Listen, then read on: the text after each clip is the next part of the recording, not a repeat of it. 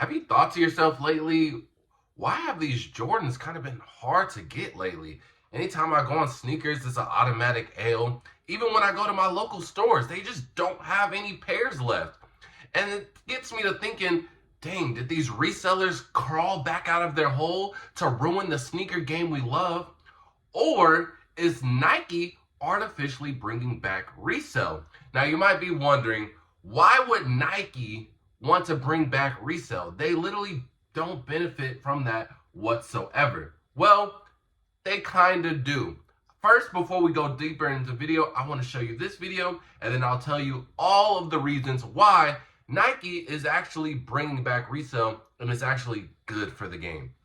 Here's how Nike is artificially bringing back the resale market. Pairs like these cool gray 9s that dropped this morning had only 13,000 pairs, and that made resale skyrocket to almost $300. Nike's new CEO knows this, so every single new release under him has had low supply, which makes resale high. And this is what made Dunks so popular back in 2021 and 2022, because they were almost impossible to get. Unlike these Jordans from last year, look how many pairs they dropped. Over 200,000, 300,000 pairs in almost all of these colorways, and they were pretty mid. So for the rest of the year, get used to seeing new releases with very low stock.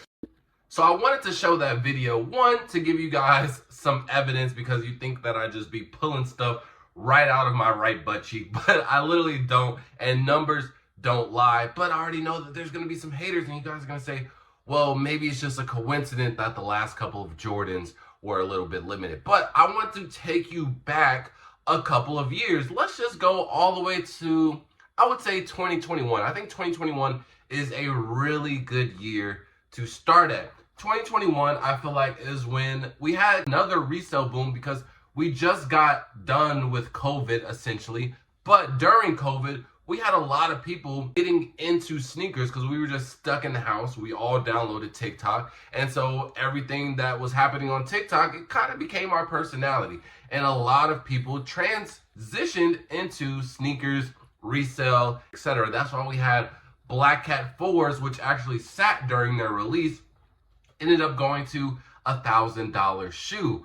Well, with all of the new interest of people, reselling came out of control, especially with a lot of new people finding about resale, finding out that there's a lot of money to be made. And I will admit, even though I have been a part of it and I still am a part of it, it did get out of control. So much so that everybody started complaining.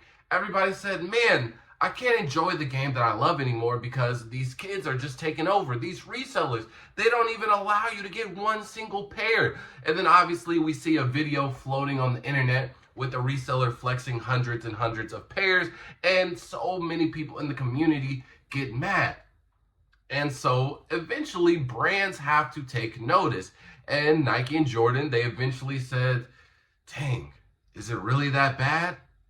And they thought that they were going to lose some customers because a lot of people just said, well, shoes aren't interesting anymore if I can't get them. So what did Nike and Jordan do? They decided, well, let's give you everything you wanted at such a high rate. So they were dropping shoe after shoe at a shoe with 100K plus stock. So much so that everything became oversaturated. Nothing was really scarce anymore. Nothing felt special. So all the people that were originally complaining, now they had full access to all of these shoes that they so-called claimed that they couldn't get before. But the thing was, they really weren't copying to begin with. They didn't really want anything. It was just the emotion of missing out. Seeing a shoe resell for $1,000 on the internet, and you just can't participate whatsoever. Everybody wants to chime in on making some money. Everybody wants to chime in on having the latest shoe on their foot. But does that mean that you really enjoy these sneakers? No, it doesn't. So when all of these shoes lost value, all of the people that were complaining behind their iPhones, their computers, etc., they didn't care because they weren't real sneakerheads to begin with. So we went in this little, I wouldn't even say little, a long drought from, I would say, anywhere between 2023 and 2024. Nike just kept on spamming us with after release and nobody cared. Even people like me who were genuine sneakerheads, the game just got boring because, bro, you guys are giving us way too much. Chill out, bro. On top of the fact the economy was going in a really bad place, so we didn't even have the money to participate if we wanted to, because I will say that there were some good releases sprinkled here and there between those 2 years, but money just wasn't good for everybody. But because of all this, a lot of shoes started to sit. And what I mean sit to the point where we had to put them on sale again, to the point where they're getting sent to the outlets and eventually getting sent back to Nike. But the main issue with that is because, right, we've always had shoes on sales before. That's not really a new thing, but there were some classics in that bunch that sat, and that is not a good look for a brand whatsoever. We had the Black Cement 3 sitting in stores, just sitting on shelves. I even saw some Black Cements go on sale. And do you know that that is literally one of the best, if not the best, Jordan 3 of all time? And you mean to tell me it is sitting? That is a form of disrespect to Jordan, bro. Their most prized, one of their most prized possessions is literally sitting on shelves. But there were other releases. The Legend Blue 11s, those sat. And there were so many other shoes that at this point are kind of forgettable now, but they sat. And Jordan Brand did not like that. And they said, well, I'm sorry, guys, for all the people who were complaining. It doesn't seem like our solution helped you guys whatsoever, because you guys aren't buying the pairs. And I already know there's going to be some people in the comments saying, man, you just got to buy what you want. You shouldn't let the aftermarket dictate. Well, do you realize that literally no one was buying it? Because in order for a shoe to go on sale, they have to literally lower the price, its value, so that it looks more enticing to someone. And that still didn't get a lot of people's eyes. So Nike said, well, since that didn't work, let's just go back to our old ways. We really don't care about your complaints, because they weren't real complaints to begin with. So when you guys were buying literally anything and everything, because during peak resale times, I would say 2016 to 2021, they dropped some BS in there. Now, don't get me wrong. We've had some of the best releases during those years. But Nike took advantage of us sometimes and dropped some BS here and there, and we still ate it up because everything was selling. Everybody wanted something. Nobody wanted to miss out on anything. And so they said, well, if that's the way that's going to get our shoes to sell again, we're going to do it. So in 2025, if you have been noticing that a lot of Jordans have been selling out so much quicker, it's because Jordan Brand themselves have lowered stock on every shoe, basically. And the reason why is because that's going to build hype. That's going to build demand. If you guys can't get something, that's going to make you want it even more. It's in human nature. And you might be thinking, man, that's just crap. That's a whole lot of baloney. Well, it's been working. I know over the last 3, 4, 5 years, people have been saying Jordan 1s are dead. But now that the Bread 85s are only limited to 10,000 pairs, everybody wants one. And I love that story because before they were announced that it was only 10,000 pairs, everybody said that they were going to sit because Jordan 1s are dead. B, it's a $250 retail shoe, and no one's paying that for a Jordan 1. There were just so many negative Nancy's towards the shoe until it became limited. Same thing with all these other shoes. The Reimagined 5s. Those caught a lot of people off guard, and those resold to $350. But what happened to, I'm done paying resale. I don't care about Jordans. Jordans are dead. We're moving on to Asics. We're moving on to New Balance. Runners are the new wave. But since you missed out, you're willing to pay $350 for this Jordan 5. And it's been 3 months now, and we had multiple incidents of this. We had the Reimagined 5s. We had the Flu Game 12s reselling for $350. Even that shoe, I wasn't expecting the resale for that much. But a lot of people are noticing, man, these shoes are really limited. And some of these shoes I really liked back in the day, and I just can't miss out. So if you're not going to stand in them lines and you're not going to participate, hey, we got to resell it for you, buddy.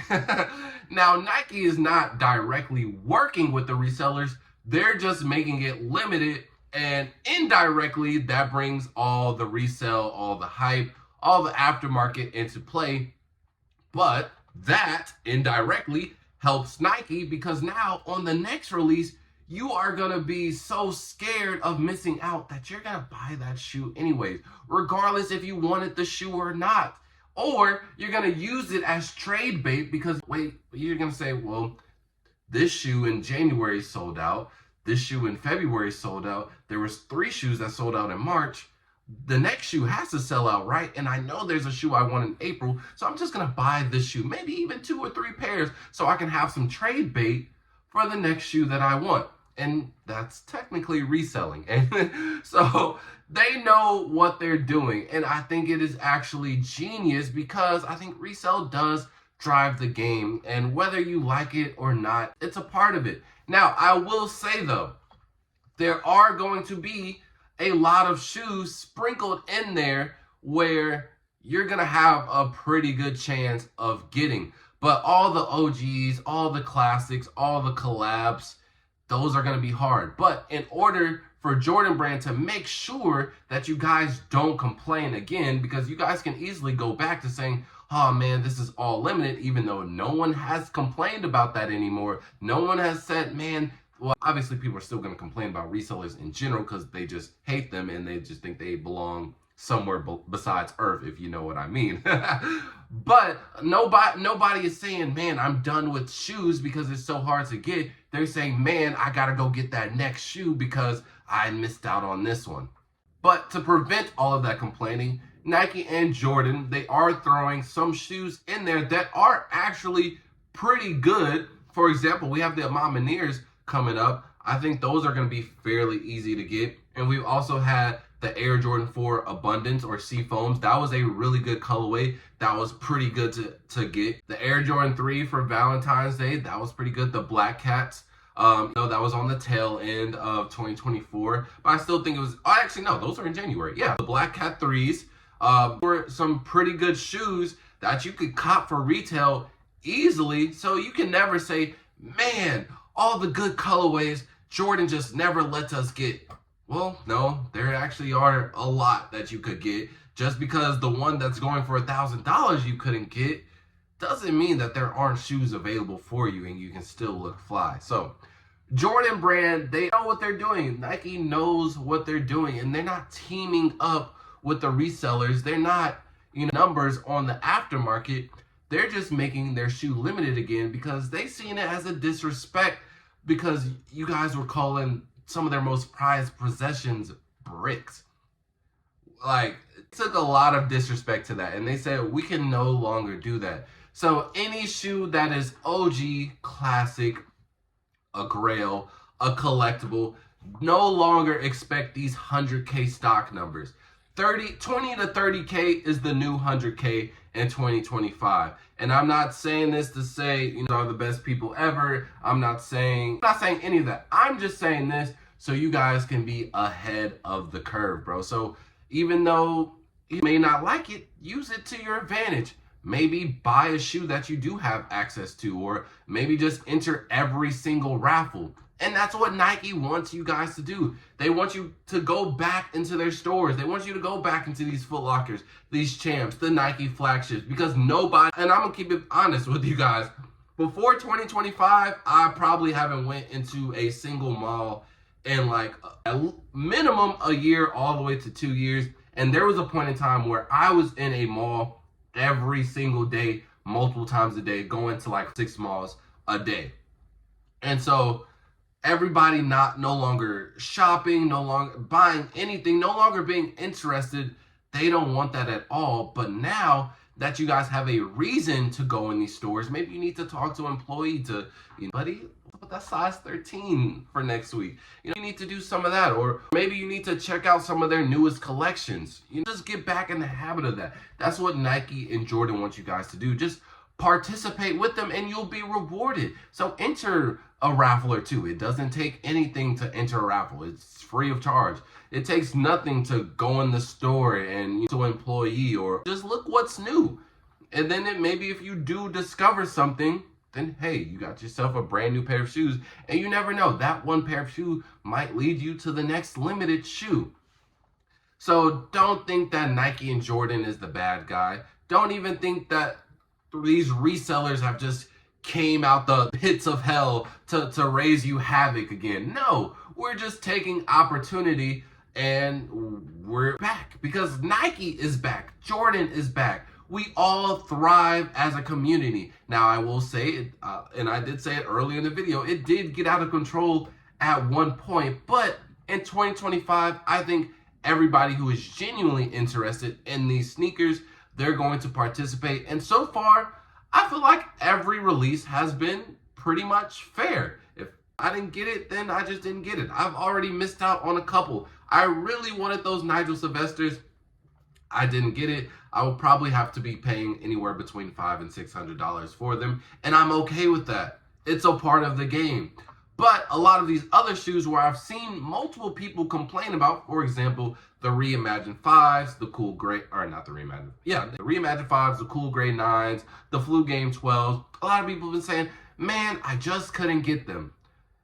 It's so funny because in all of these releases, I'll go to the stores and I'll just talk to the employees because I'm cool with them, and I'll stay for an hour or so. There's people coming in 2 hours later after opening. If it was a first come first serve or if it was a raffle, it really doesn't matter because they're late regardless, and they're asking for these pairs.